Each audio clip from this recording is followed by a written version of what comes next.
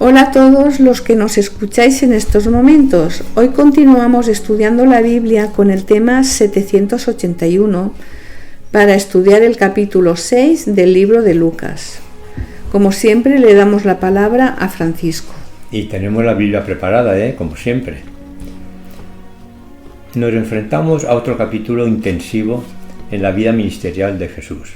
Los versículos 1 al 12 van destinados al conflicto que tenía Jesús con los fariseos, en cuanto a la interpretación de los requisitos que llevaban consigo el guardar los sábados. Primero, reprenden a Jesús, porque dicen que consiente que en sábado sus discípulos cojan espigas de trigo para comer.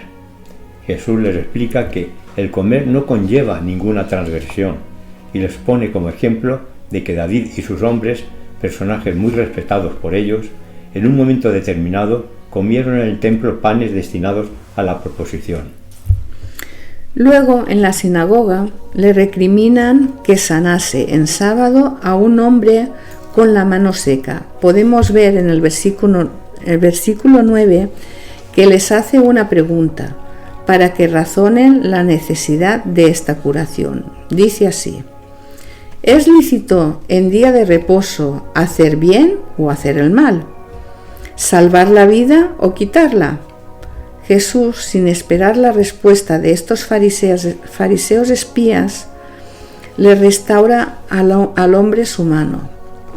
Ante la autoridad utilizada por Jesús, leo el versículo 11, dice así: y ellos se llenaron de furor y hablaban entre sí qué podían hacer contra Jesús. No pudieron contenerse, su ira se desbordó y comenzaron a discutir qué harían frente a esa situación.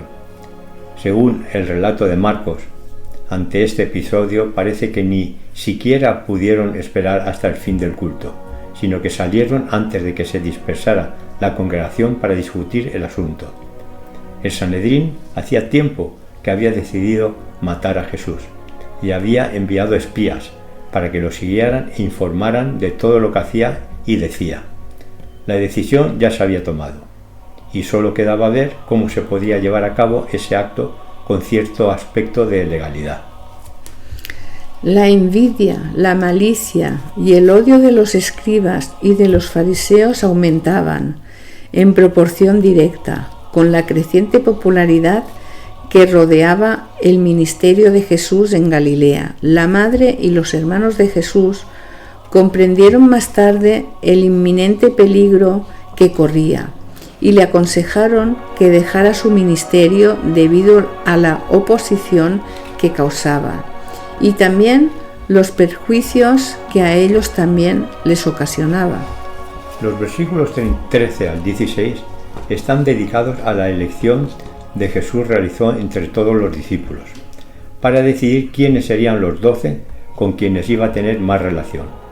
Estos eran Pedro, Andrés, Jacobo, Juan, Felipe, Bartolomé, Mateo, Tomás, Jacobo, hijo de Alfeo, Simón el celote, Judas, hermano de Jacobo, y Judas Iscariote, el que vendió a Jesús.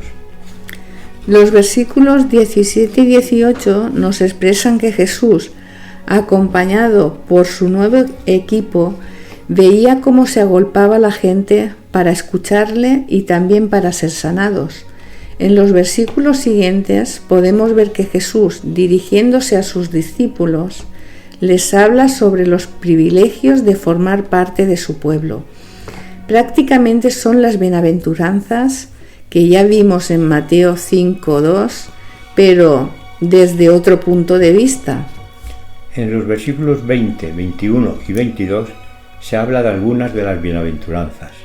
Luego en el 23 dice así: gozaos en aquel día y alegraos, porque he aquí vuestro galardón es grande en los cielos, porque así hacían sus padres con los profetas. Luego en los versículos 24, 25 y 26 les advierte a los que gozan de mucho bienestar que lleven cuidado con sus vidas, porque este bienestar puede ser muy peligroso. Pero a lo que podemos ver en el versículo 27 es el resumen de todos los consejos. Dice así: pero a vosotros los que oís, os digo, amad a vuestros enemigos, haced el bien a los que os aborrecen. Luego siguen más consejos. Bendecid a los que os maldicen. Al que te hieran una mejilla, préstale también la otra. Al que te pida, dale.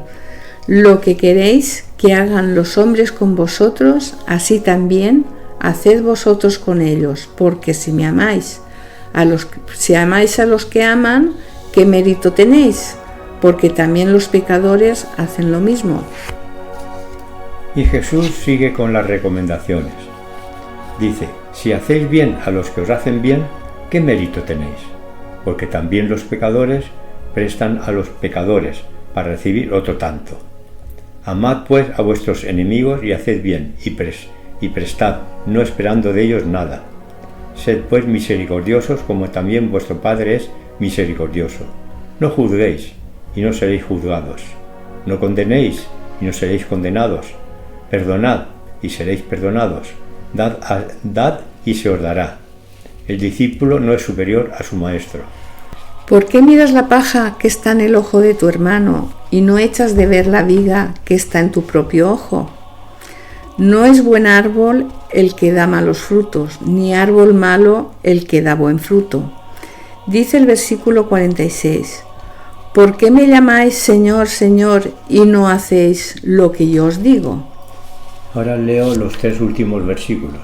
Dicen así: todo aquel que viene a mí y oye mis palabras y las hace, os indicaré a quién es semejante.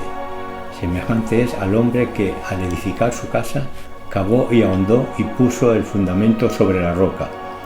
Y cuando vino una inundación, el río dio con ímpetu contra aquella casa, pero no la pudo mover, porque estaba fundada sobre la roca.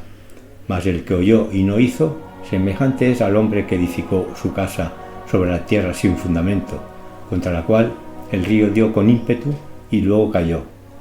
Y fue grande la ruina de aquella casa. Bien, pues acabamos por hoy y mañana continuamos estudiando la Biblia con el tema 782. Bendiciones y hasta mañana.